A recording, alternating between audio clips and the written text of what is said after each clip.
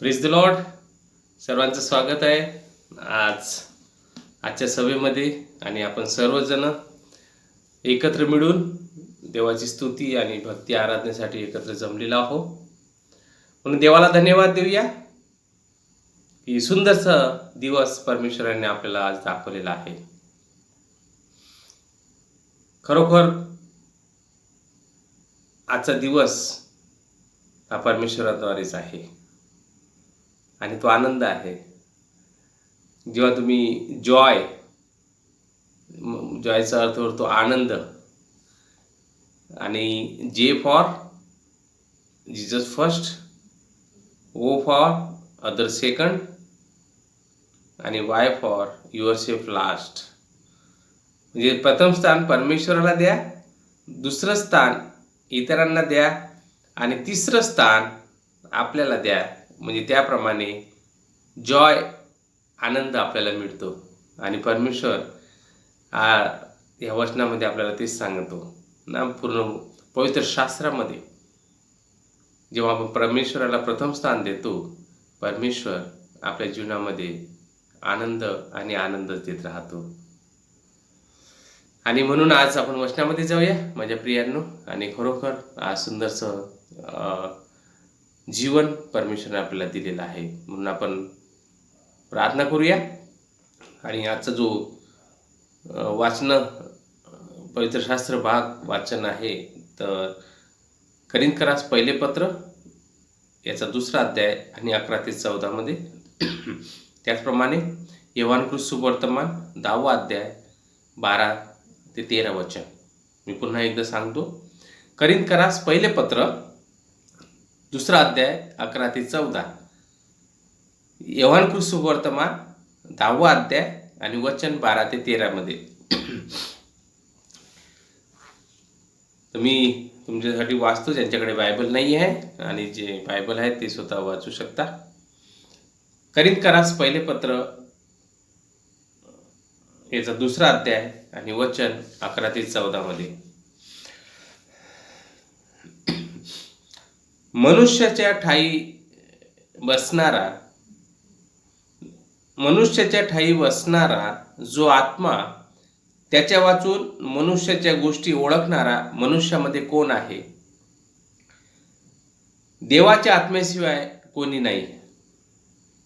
आपल्याला जगाचा आत्मा नव्हे तर देवापासून निघणारा आत्मा मिळाला आहे, यासाठी की जे देवाने आपल्याला कृपेने दिले ते आपण ओळखून घ्यावे. ते आम्ही मानवी ज्ञानाने शिकवलेल्या शब्दांनी नव्हे तर आत्म्याने शिकवलेल्या शब्दांनी आध्यात्मिक गोष्टीबरोबर आध्यात्मिक गोष्टीची संगती लावून सांगतो.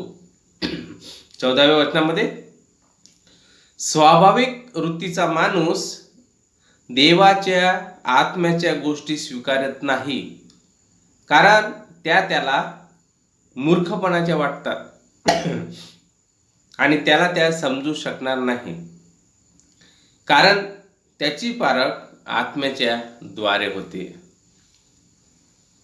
योहानकृत सुवर्तमान याचा 10वा अध्याय आणि 12 ते 13 मध्ये आपण जाऊया.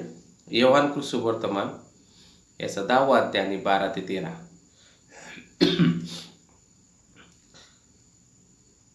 मीच उत्तम मेंढपाळ आहे. उत्तम मेंढपाळ मेंढराकरिता आपला प्राण देतो. 11 पासून आणि 12 मध्ये, जो मेंढपाळ नाही तर मोलकरीच आहे. ज्याची स्वतःची मेंढरे नाहीत तो लांडग्याला येत असलेले पाहून मेंढरे सोडून पडून जातो आणि लांडगा त्याच्यावर झडप घालून त्याची दानादान करतो. 13व्या वचनामध्ये, मोलकरी पडून जातो कारण तो मोलकरीच आहे आणि त्याला मेंढराची काळजी नाही.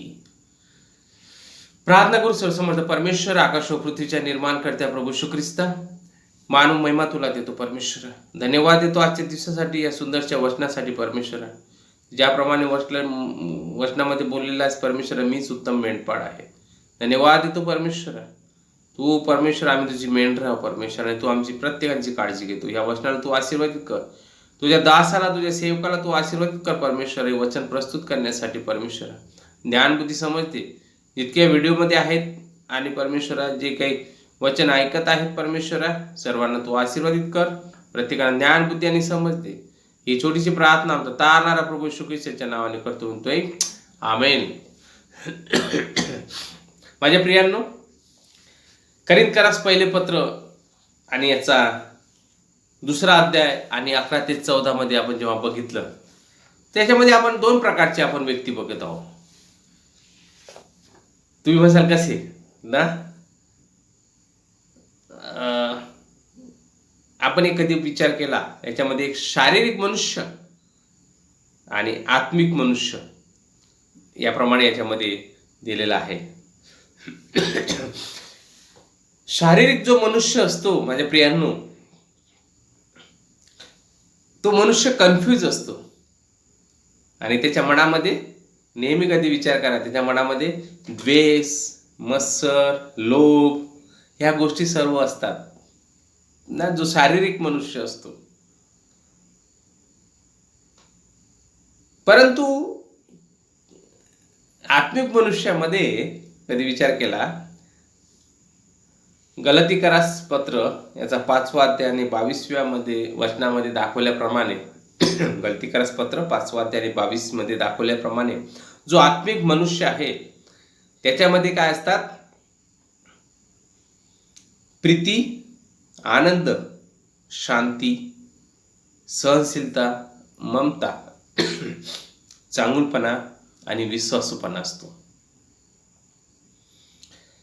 शारीरिक मनुष्य जे नष्ट होणारे आहेत त्याच्याकडे आपलं जास्त लक्ष लावतो, बरोबर आहे. जो शारीरिक मनुष्य आहे, सांसारिक आहे ना, जो जैगिक गोष्टीचा जास्त विचार करतो आणि तो शारीरिक मनुष्य काय करतो? कन्फ्यूज असतो आणि त्याचं लक्ष, आपली दृष्टी जे नष्ट होणारे आहेत त्याच्याकडे जास्त लक्ष असतो. पण तो आत्मिक मनुष्य तसा नाही करत. आत्मिक मनुष्य परमेश्वराच्या इच्छेप्रमाणे चालतो आणि परमेश्वराच्या इच्छेप्रमाणे तो मनुष्य कशामुळं? या पवित्र शास्त्रामध्ये सांगितल्याप्रमाणे चालतो. जो आत्मिक मनुष्य आहे,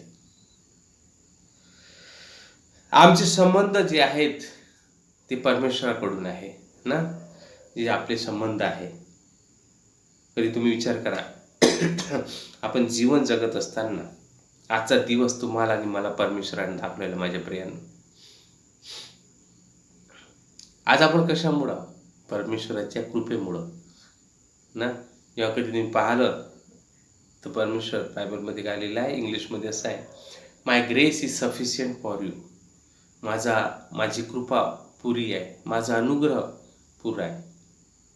परमेश्वराचं जे कृपा ते आपल्याला पुरी आहे आणि त्या अनुग्रहामुळे, त्या ग्रेसमुळं, त्या कृपेमुळं, परमेश्वराच्या कृपेमुळं आज आपण इथं आहोत आणि आज आपण या भक्ती, स्तुती आणि आराधनेमध्ये परमेश्वराच्या वचनाचा आपण आनंद घेत आहोत आणि परमेश्वर आपल्याशी काय बोलत आहे याविषयी आपण परमेश्वराजवळ बसलेलो आहोत.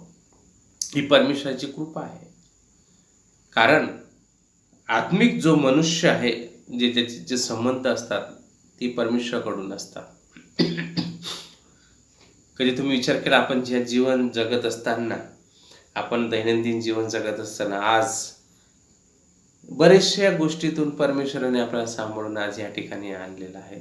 बरेचसे त्रास, संकट, दुःख, आजार, तरी सुद्धा परमेश्वर आपल्याला सांभाळतो आणि तो आपल्याला सोडत नाही. हे परमेश्वराच्या कृपेमुळे आहे. परमेश्वराचा आनंद आपण घेतो. कारण ते गलातीकरास पत्र 5वा अध्याय 22व्या वचनामध्ये काय दिलेलं आहे की जे आत्मिक मनुष्यामध्ये आनंद असतो, प्रीती असते, शांती असते, सहनशीलता असते, विश्वासूपणा असतो, चांगुलपणा असतो. कधी तुम्ही पाहिलं, जनरेटर सर्वांकडे असतं ना, आणि सर्वांना माहिती आहे जनरेटर. आणि जनरेटर काय करतं? जनरेटर लाईट ना प्रकाश देतो ना. इलेक्ट्रिक जाऊ द्या आणि जनरेटरचा उपयोग करतात. परंतु माझ्या प्रियांनो, कधी तुम्ही विचार केला त्या जनरेटरला पाहून तो जेव्हा जेव्हा चालू होतो तेव्हा एकदम आनंदित लोक होतात, वाव. परंतु कधी तुम्ही विचार केला का जनरेटरला चालविण्यासाठी काय करावं लागतं? ऑटोमॅटिक तो चालतो का? नाही. त्याच्यासाठी पेट्रोल किंवा केरोसिन असते, बरोबर आहे. त्याचप्रमाणे माझ्या प्रियांनो, जेव्हा इलेक्ट्रिसिटी बघा, लाईट, बल्ब, फॅन साठी जो पॉवर लागतो त्यासाठी काय असते? इलेक्ट्रिक पाहिजे. जेव्हा लाईट, बल्ब, फॅन चालू होण्यासाठी ऑटोमॅटिक ते लाईट, बल्ब, फॅन लागतात का? नाही. त्याच्यासाठी काय पाहिजे? इलेक्ट्रिक पाहिजे. आणि तेव्हा बल्ब आणि लाईट आणि फॅन आणि आपण शांत झोपू शकतो माझ्या प्रियांनो. त्याचप्रमाणे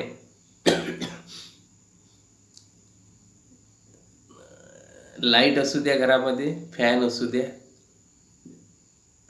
आणि आपण निवांत झोपतो ना, असं शांतमय, शांत असं ना, कधी तुम्ही विचार केला तर. परंतु आत्मिकमध्ये चालवण्यासाठी जेव्हा आपण दोन मनुष्याबद्दल, दोन शारीरिक मनुष्य आणि आत्मिक मनुष्याबद्दल आपण जेव्हा बघत आहोत, तर आत्मिक मध्ये चालवण्यासाठी आपल्याला परमेश्वराचं वचन खूप महत्त्वपूर्ण आहे माझ्या प्रियांनो. पवित्र शास्त्र खूप महत्त्वपूर्ण आहे. आणि आपल्याला हे निवडायचं आहे माझ्या प्रियांनो आजच्या ह्या दिवसामध्ये की आम्ही कशाप्रमाणे चालावं.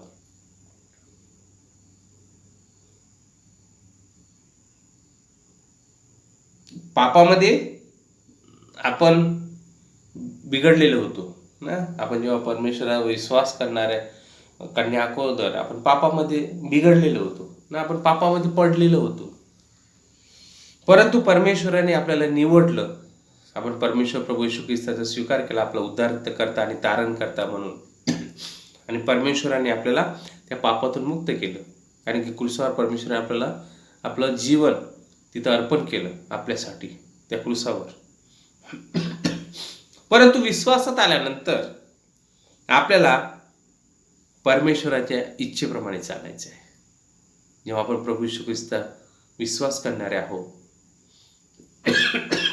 आपण परमेश्वराच्या इच्छेप्रमाणे आपल्याला चालायचं आहे. आपल्या इच्छेप्रमाणे नाही. परमेश्वराची इच्छा काय आपल्यासाठी? परमेश्वर आपल्याला काय सांगतो आहे?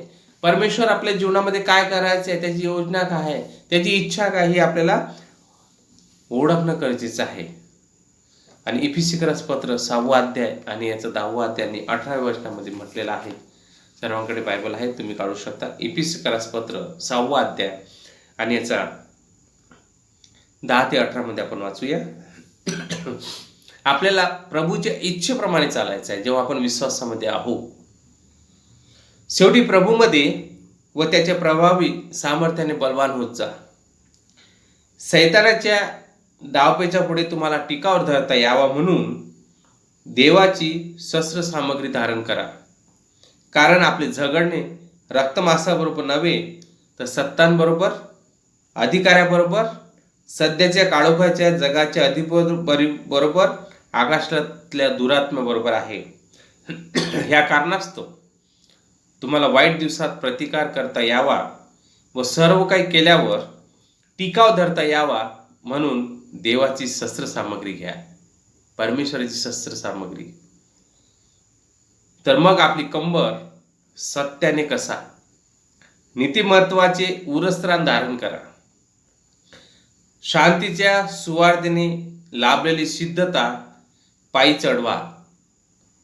आणि ह्या सर्वाबरोबर जिच्या योग्य त्या दृष्टाचे सगळे जळते बाण तुम्हाला विजवता येईल ती विश्वासाची ढाल हाती घ्या व उभे राहा. तारणाचे शिरस्त्राण ही आत्म्याची तरवार म्हणजे देवाचे वचनही घ्या. शेवटी 18 वचनामध्ये सर्व प्रकारची प्रार्थना व विनवणी करा. सर्व प्रसंगी आत्म्याच्या प्रेरणेने प्रार्थना करा आणि ह्या कामी पूर्ण तत्परतेने व सर्व पवित्र जनासाठी विनंती करीत जागृत राहा. माझ्या प्रियांनो, इपिस्करास पत्र 6 अध्याय आणि 10 ते 18 मध्ये याच्यामध्ये काय लिहिलंय? आपण परमेश्वराच्या सामर्थ्याने आपण काही पण करू शकतो. काही पण परमेश्वराचे सामर्थ्य. जे मनुष्याला अशक्य आहे ते परमेश्वराला शक्य आहे, कारण की आपण परमेश्वराचे निवडलेले लोक आहोत. आणि आपण आत्मिकतेने आपण परमेश्वराच्या वचनाप्रमाणे, परमेश्वराच्या इच्छेप्रमाणे आपण कधी चालतो तर आपल्याला कोणत्याच प्रकारची कमतरता पडत नाही, कोणत्याच प्रकारचं दुःख नाही, कोणत्याच प्रकारचं संकट नाही, अडीअडचण नाही, कारण की योग्य वेळी परमेश्वर आपल्याला मदत करतो. तुम्ही अनुभव घेतलेला असेल आणि मी स्वतः पण अनुभव घेतलेला माझ्या प्रियांनो. जेव्हा आपण प्रभूच्या इच्छेप्रमाणे चालतो तर आपल्याला कोणत्याच प्रकारची कमतरता पडू देत नाही. जे परमेश्वराचं वचन आपल्याला सांगतं त्याच्याप्रमाणे आपण कधी चाललो तर. माझ्या प्रियांनो, कधी तुम्ही विचार केला या वचनामध्ये जेव्हा सांगितलेलं आहे की शस्त्र सामग्री धारण करा,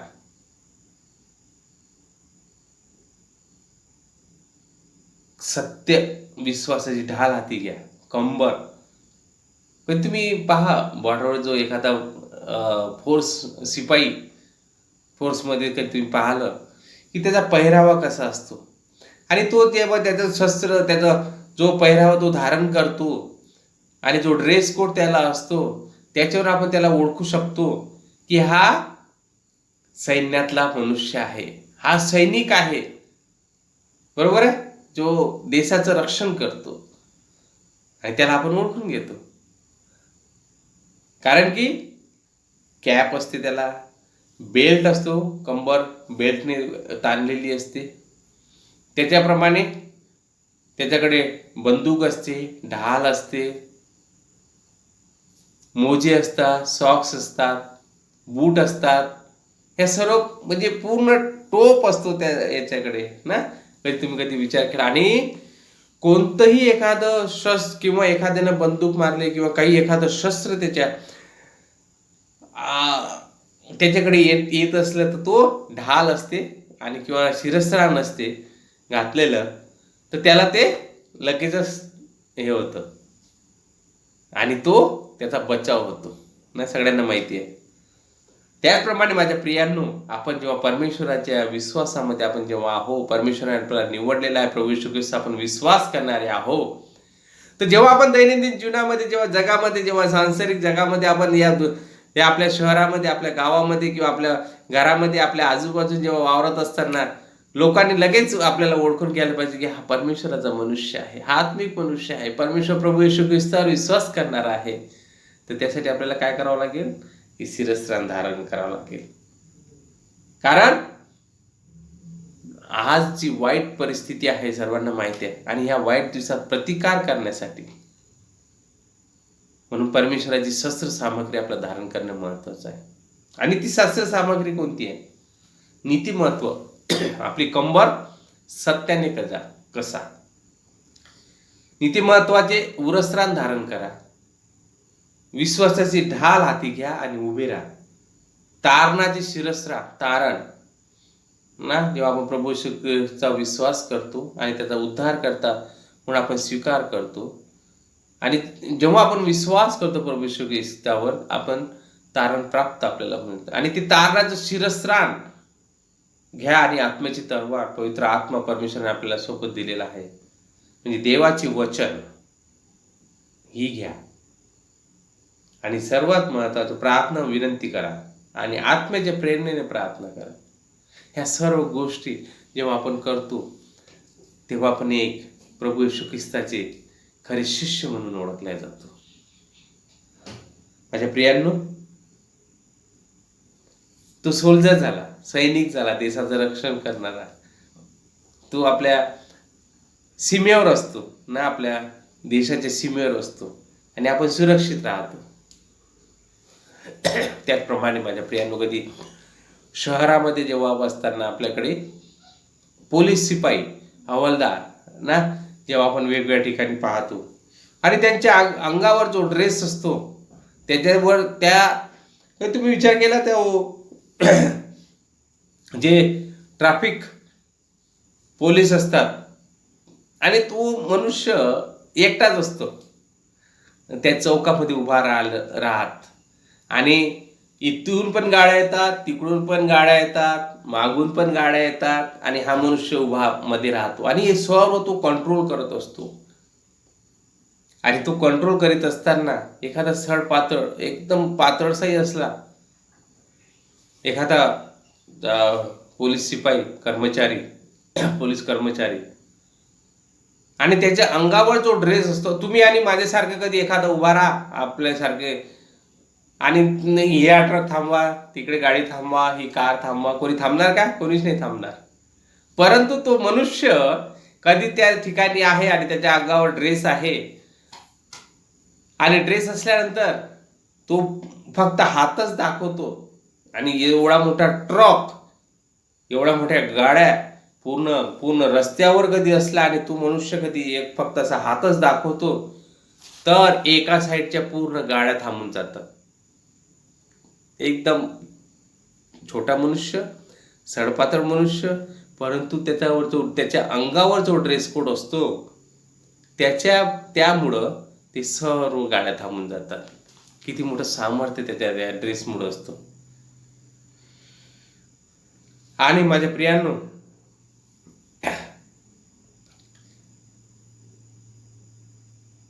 परमेश्वराच्या सामर्थ्याने जेव्हा आपण बलवंत होतो, परमेश्वराच्या याच्यामध्ये लिहिलेलं आहे की परमेश्वराच्या इफिसकरास पत्र 6 अध्याय आणि 10व्या वचनामध्ये शेवटी प्रभूमध्ये व त्याच्या प्रभावी सामर्थ्याने बलवान होत जा.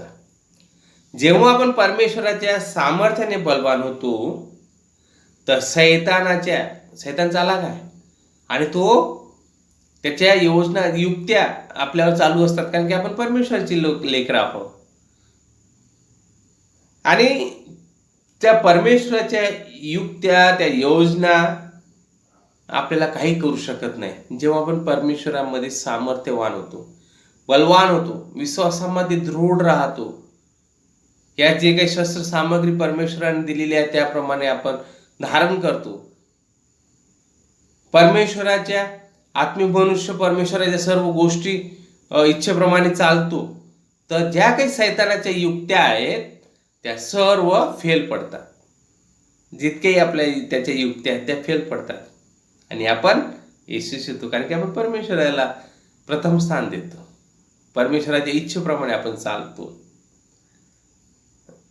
माझ्या प्रियांनो, शेवटचं, परमेश्वराच्या इच्छेप्रमाणे दूर राहून आपण काहीच करू शकत नाही. बरोबर आहे?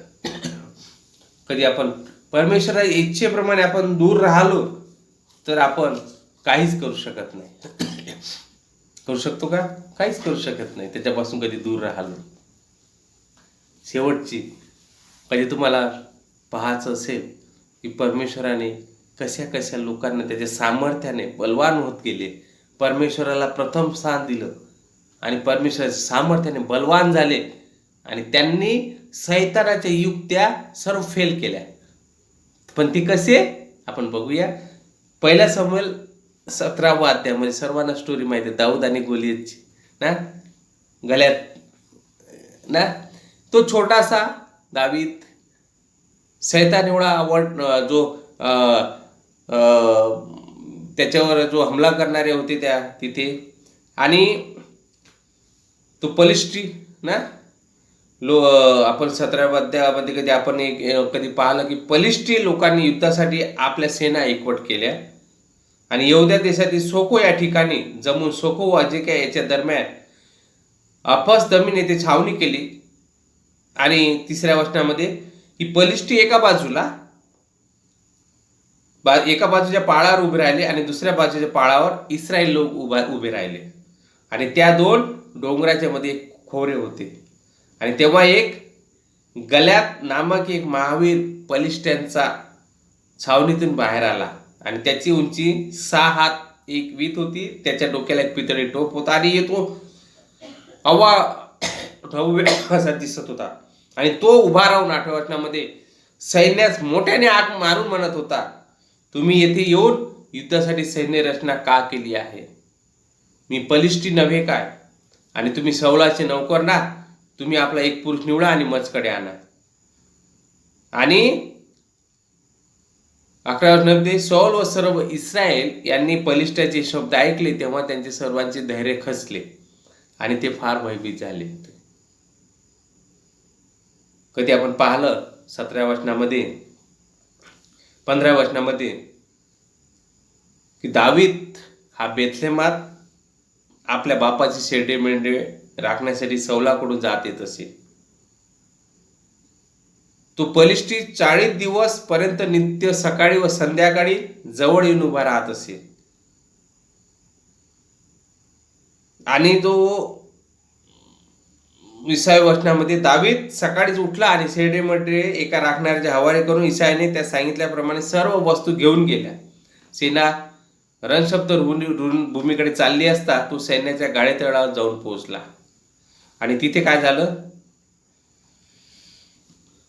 तो आव्हान करीत होता ना. 23व्या वचनामध्ये तो त्याचपाशी बोलत असता बलिष्ठच्या गोटातून जो गथ येथील गल्ल्याचा ना बलिष्ठी वीर तिथे चालून येऊन पूर्वोक्त शब्द बोलला. ते दाविदाने ऐकले आणि त्या पुरुषाला पाहताच सर्व इस्रायल लोक अत्यंत भयभीत होऊन त्यांच्याकडून पळून गेले. आणि 25व्या वचनामध्ये म्हटलेलं आहे 26व्या वचनामध्ये आसपास उभे असणाऱ्या लोकांस दाविदाने विचारले, या बलिष्ठास मारून इस्रायलची अप्रतिष्ठा दूर करणाऱ्या मनुष्यास काय मिळेल? या असंतुष्टी बलिष्ठास जिवंत देवाच्या सेना तुच्छ लेखाव्या काय? बघा, परमेश्वराच्या बद्दल बोललेला होता. आणि या सर्व गोष्टी करत असताना आणि दावीद सौलास म्हणाला आणि तो तयार झाला दावीद त्याच्याशी लढायला. आणि सौलास म्हणाला, या बलिष्ठामुळे कोणाही माणसाचे मन कचरू नये. आपण दास जाऊन त्याशी लढेल. आपला दास जाऊन त्याशी लढेल. सौल दाविदास म्हणाला, या बलिष्ठाशी लढण्यास तू समर्थ नाहीस, कारण तू केवळ तरुण आहे आणि तो बाळपणापासून कसलेला योद्धा आहे ना. हा छोटासा आणि तो म्हणतो की हा कसलेला योद्धा आहे, त्याच्यामध्ये खूप बलवान आहे. परंतु दाविदाने छोटासा असताना परमेश्वराचं सामर्थ्य त्याच्यामध्ये होतं आणि तो परमेश्वराचे आणि तो घाबरला नाही. आणि त्याने दाविदाने सौलास काय म्हटले, आपला दास आपल्या बापाची शेंडे मांढरे राखीत असता एकदा सिंह व एकदा एक अस्वल घेऊन कळपाती एक कोकरू घेतली. तेव्हा मी त्याच्या पाठीस लागून त्याला मारले आणि कोकरात त्याच्या जबडातून सोडवले. मजवर त्याने झडप घातली तेव्हा मी त्याची दाढे धरून त्याला हाणून मारले. आपल्या दासाने त्या सिंहास व अस्वलास मारून टाकले. हा असंती बलिष्ठी या दोघांपैकी एकसारखा ठरेल, कारण त्याने जिवंत देवाच्या सेनास तुच्छ लेखिले आहे. आणि दावीद आणखी म्हणाला, ज्या परमेश्वराने मला सिंहाच्या व अस्वलाच्या पंजातून सोडवले तोच मला ह्या बलिष्ठाच्या हातातून सोडविल. तेव्हा सौल दाविदास म्हणाला, जा, परमेश्वर तुझ्या बरोबर असो. बघा, त्याचा विश्वासाची ढाल त्याच्या जवळ होती. तो म्हणाला की मला याच्यातून परमेश्वराने सोडवले, हा बलिष्ठी काय, हा गल्यात काय, माझा परमेश्वर माझ्या सोबत आहे. कारण की त्याच्यामध्ये परमेश्वराचं सामर्थ्य होतं. तो छोटासा होता. आणि त्याने सौलाने त्यास म्हटलं, जा, परमेश्वर तुझ्या बरोबर असो. म्हणून मॅथ्यू 19:26 मध्ये लिहिलेलं आहे की with God all things are possible. परमेश्वराद्वारे सर्व काही शक्य आहे. आणि मग कधी तुम्ही पुढे कधी वाचता, त्याच्याकडे कोणता पहिरावा नव्हता, पण परमेश्वर सामर्थ्य त्याच्यामध्ये होतं. आणि जेव्हा तुम्ही त्या 17वा अध्याय वाचू शकता पूर्ण. आणि जेव्हा कधी तुम्ही पहा, त्याच्यामध्ये काय म्हटलेलं आहे, त्याने आव्हान केलं 46व्या वचनामध्ये की आज परमेश्वर तुला माझ्या हाती देईल. मी तुझा वध करील व तुझे शिर धडापासून वेखरे करील. मी आज बलिष्ठी सैनिकाची प्रति आकाशातील पक्षावर वन पसू देईल, तेव्हा इस्रायलामध्ये देव आहे असे अखिल पृथ्वीस विदित होईल. आणि मग काय झालं शेवटच्या वचनामध्ये, शेवटी जेव्हा आपण पाहतो की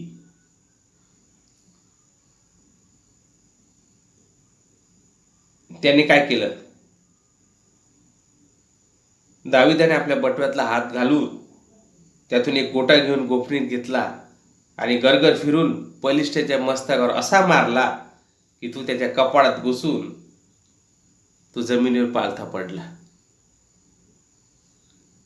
आणि तो त्याचे शिर ना, जेव्हा तुम्ही 51 वचनामध्ये पहा, त्याचे शिर छेदले गेले आणि आपला जो महावीर, जो एकदम बलवान, तो गत झाला हे पाहून बलिष्ठी पडून गेले ना. परमेश्वराचं सामर्थ्य ना. दावीद परमेश्वराला प्रथम स्थान देणारा होता आणि परमेश्वराला त्याने तुच्छ लेखिले होते गल्यातने. म्हणजे प्रियानो, परमेश्वराच्या इच्छेप्रमाणे चालणाऱ्या लोकांसाठी या सर्व गोष्टी शून्य राहत होतात. संकट असू द्या, अडीअडचण असू द्या, आजार असू द्या, दुःख असू द्या, पैशाची कमतरता असू द्या, आपल्याला कशाची चिंता करायची नाही. परमेश्वराच्या इच्छेप्रमाणे आत्मिक मनुष्य परमेश्वराच्या इच्छेप्रमाणे चालतो. आणि कधी तुम्ही पाहिलं शेवटी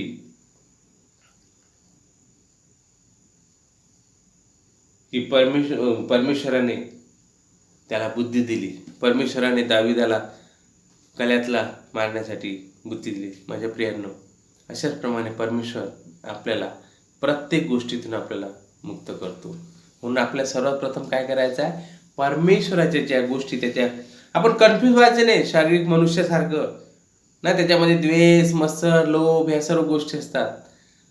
कारण की परमेश्वर आपल्याला ह्या गोष्टी नाही सांगत.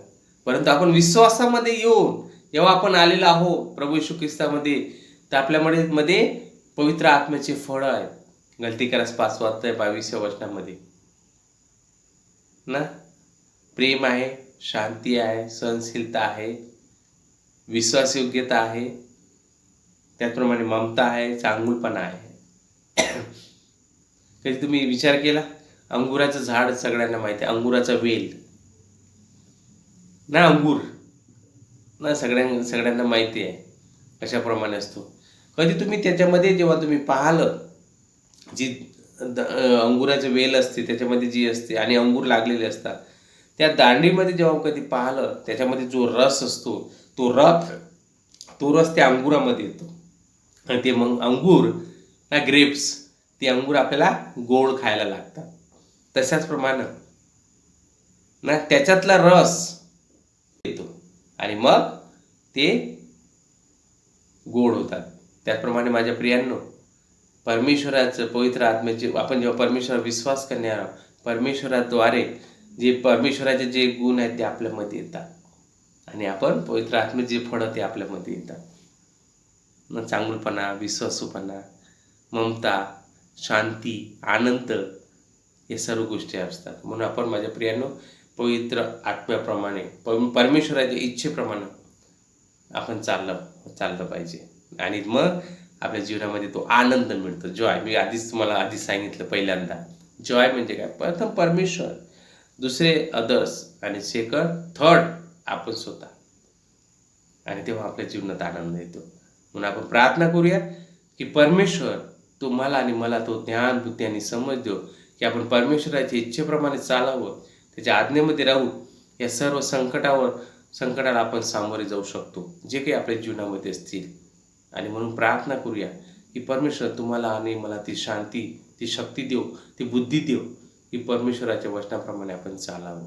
परमेश्वराचे शिरस्त्राण आहे ते आपण धारण करू आणि जे काही ह्या दिवसामध्ये आपण शैतानाला आपण वाव न देता आपण परमेश्वराच्या इच्छेप्रमाणे चालू आणि जे काही वाईट दिवसामध्ये आपण जे प्रतिकार करता यावा म्हणून, आणि या वाईट दिवसामध्ये सर्व काही केल्यावर आपण टिकाव धरता यावा म्हणून आपण परमेश्वराची आपण शस्त्र सामग्री आपण धारण करावी, जेणेकरून आपण या संकटाला आपण सामोरे जाऊ शकेल.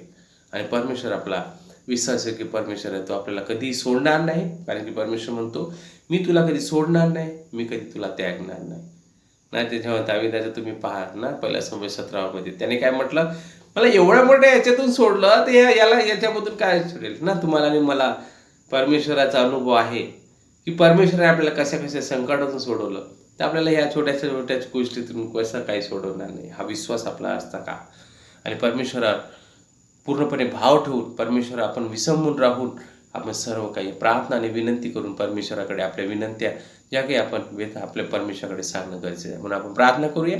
सर्वसमर्थ परमेश्वर, आकाश व पृथ्वीच्या निर्माण करत्या प्रभू येशू ख्रिस्ता, मानव महिमा तुला देतो. या सर्व वचनासाठी मी तुला धन्यवाद देतो परमेश्वरा.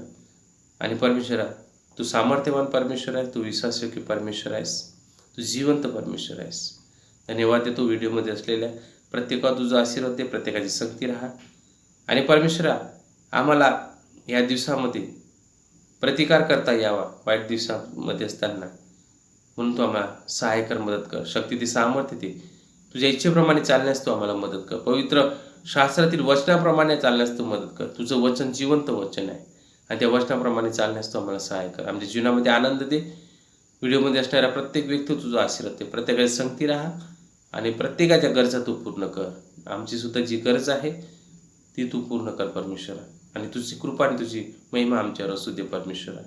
सहाय्य कर, मदत कर. धन्यवाद देतो परमेश्वरा.